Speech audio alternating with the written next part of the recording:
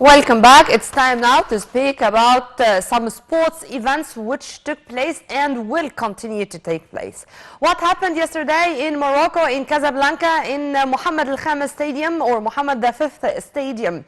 Al Ahly did it and they clinched their 10th African Champions League title after defeating South Africa's Kaizer Chiefs 3-0.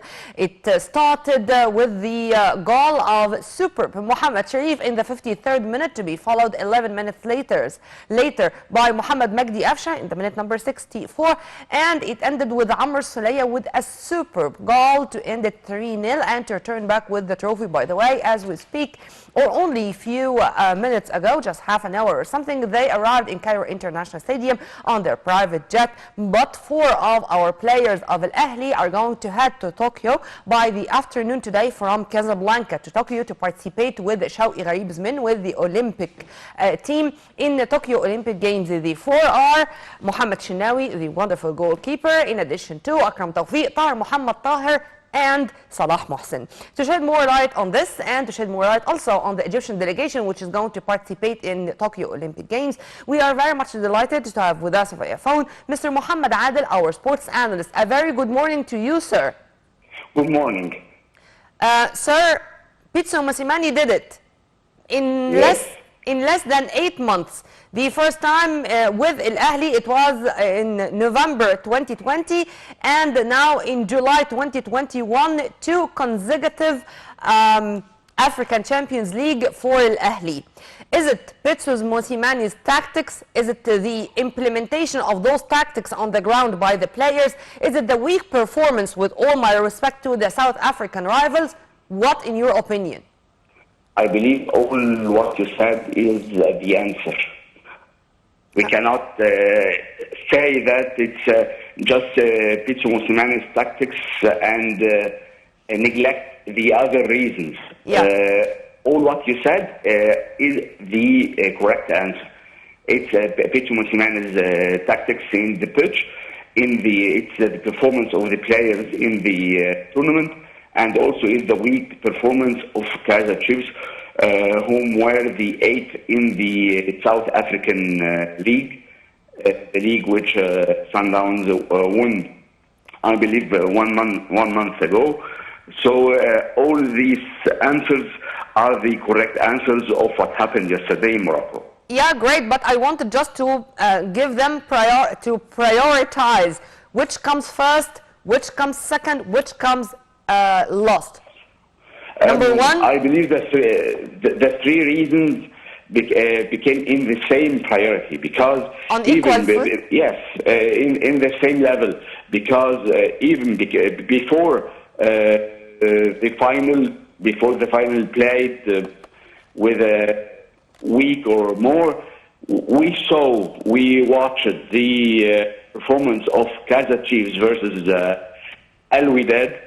Yes, Kaizer Chiefs won, and that Al Wydad in Morocco 1-0, but we saw the performance. There was a great gap between Kaizer Chiefs and Al Wydad about the performance, about the attempts in the game, about everything.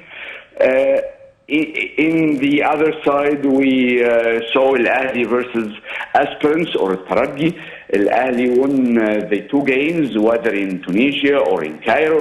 So there is no comparison? Comparison, yes. No comparison between Al Ahly performance and Kaizer Chiefs performance. The win, or what happened in Morocco was very obvious that it will happen. In addition for that, the tactics of Pitso Mosimane and the performance of the players who did great yesterday in Mohamed V Stadium tell us that it's obvious. It's not that surprise. Al Ahly deserves to win this tournament yesterday. Sir, in the very first time under Mosimani with Al-Qadiyya Mumkin in November 2020, many sports analysts were speaking about René Weiler. I mean, they said that Pitso Mosimani came just to continue what René Weiler started, and we are not going to feel the touch of Mosimani then, because it was just few, even weeks before the final against Zamalek. But this time, we are speaking about pure Mosimani tactics. In your opinion, what's significant with Mosimani's tactics? What's his impact on the players, which was clearly shown yesterday? Well, last year there was no Mohamed Sharif or Tahir Mohamed Tahir, for example. Al-Ahli played last year without Mohamed Sharif. Yes. But we saw Mohamed Sharif's performance, whether in this tournament or in the National League, is doing great. He is doing what Pitso Mosimani was thinking about. I believe a player like Sharif, Mohamed Sharif, is not in Al-Ahli. We will not watch what happened yesterday or what happened in the tournament. Why? Yeah. Because Al-Ahli was depending on a number 9 striker, like Marwan Mohsen, like an example of Walter Bouali. Mohamed Sharif is not that example. It's not a number 9 striker.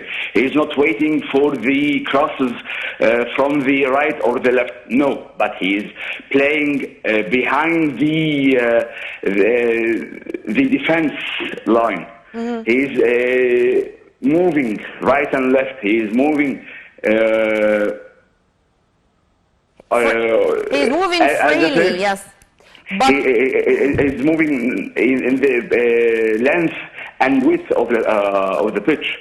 He's going and have his defense role, and the same time he's doing his main role and his offensive role. As we saw yesterday, he scored once and he created or he assisted twice. Yeah. This was my coming question, sir, regarding what's going on inside the pitch. I mean, in my humble opinion, one of the most important characteristics of Mosimani is that he's giving his directives all the time to the players to run without the ball and to change their tactics to be that flexible, to change their tactics according to the way the rivals are playing, and to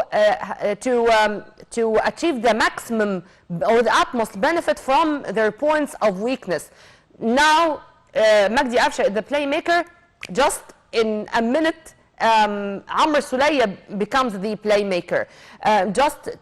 In just 1 minute, there is a striker who turned to be a defender. You know, this flexibility and flow, this smooth flow of the players in changing their positions. How do you see this, sir? Well, what you said is, that was happened by René Weiler also. The offensive midfield line, which was by Afsha, Amr Sulaya, even Ali Ma'loul, it was happened by René Weiler also. We were watching Amr Sulaya last year doing the same role, and if you remember what's happening in the final of the Champions League 2020 and the place of Amr Sulaya in the first goal versus Zamalek, and what's happening in the remainder time of the game, we'll see there is no difference. Amr Sulaya, for example, is doing what he was doing last year. Mohamed Afsha is the playmaker. No. If he changing his place on the pitch, you will find Amr Sulaya also in his place. You will find also Ali Ma'loul, the left back on his place.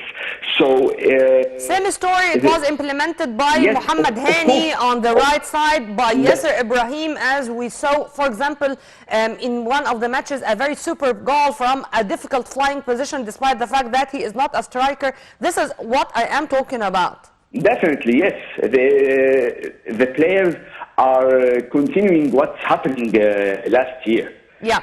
Sir, I believe that Pizzo Mosimani didn't put his pure tactics, 100% tactics so far, because the time is not that large. The time is very limited with him. The seasons are continuing, 2020 and 2021. And participating in many competitions at one time. I mean, there is no rest. Sir, which goal you prefer? I mean, for out of the 3 goals, the first of Sharif, the second the first goal, of course, the first goal, because it was the reason of what happened in the remaining of the game. The first goal, of course, the movement of Mohamed Sharif, the great performance of Mohamed Sharif yesterday, and the way of thinking of Akram Tawfiq. The way of thinking of Akram Tawfiq in assisting the first goal, moving behind the defensive line, putting the goal, as we saw in many games of Mohamed Sharif. Mohamed Sharif is the best player, not the best striker, the best player in Egypt nowadays. We are talking about till the moment he is not discovered to the maximum, sir. Till the moment he is not discovered to the maximum.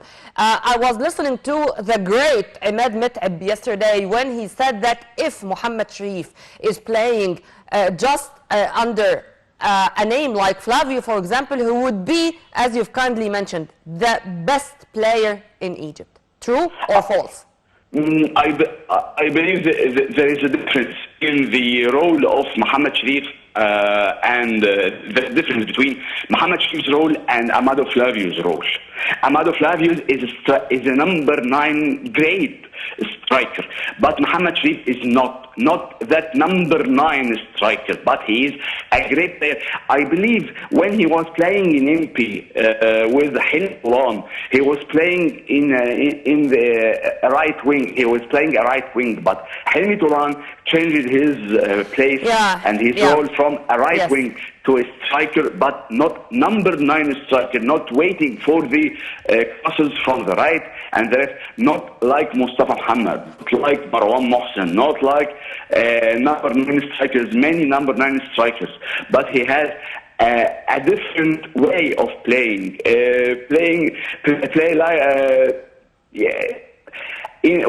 behind the defensive line. He is working on himself all the time, by the way. He's not just waiting for the ball.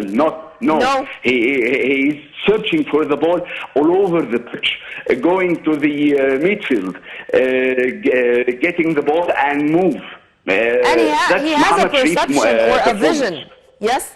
And we are running out of time, and I want to ask so many questions. Since you mentioned Akram Tawfiq is one of 4 players who are going to travel to Tokyo in the afternoon to join Shawqi Gharib's men, our Olympic team in Tokyo. Akram Tawfiq, Tahir Muhammad Tahir, Salah Mohsen, and of course our veteran goalkeeper Mohamed Al-Shenawi. First, how do you see the choices of Gharib? I mean, those 4. Do you think they are going to be really the added value to our Olympic team in the long-awaited Olympics? About the 3 players, apart of Mohamed Al-Shenawi, they are with Shawqi Gharib many years ago. Whether Akram Tawfiq, Tahir Muhammad Tahir, and Salah Mohsen, they are Shawqi Gharib's boys. As I can say, they are playing with Shawqi Gharib long time ago. I believe they deserve to be in the main Olympic team, which will play, inshallah, and begin Thursday morning versus Spain, inshallah. We hope all the best for the team. I hope, or I did wish that Mohamed Sharif was with this team, but I have confidence for Ahmed Yasser Rayyan to do great. Salah Mohsen. I believe the 3 or the 4 deserves to be on the Olympic team. Mohamed al-Shinawi will write a new history to be the only goalkeeper to play on the World Cup, on the Olympic Games, on the African championship, on the national African championship. I hope all the best for the Olympic team, inshallah.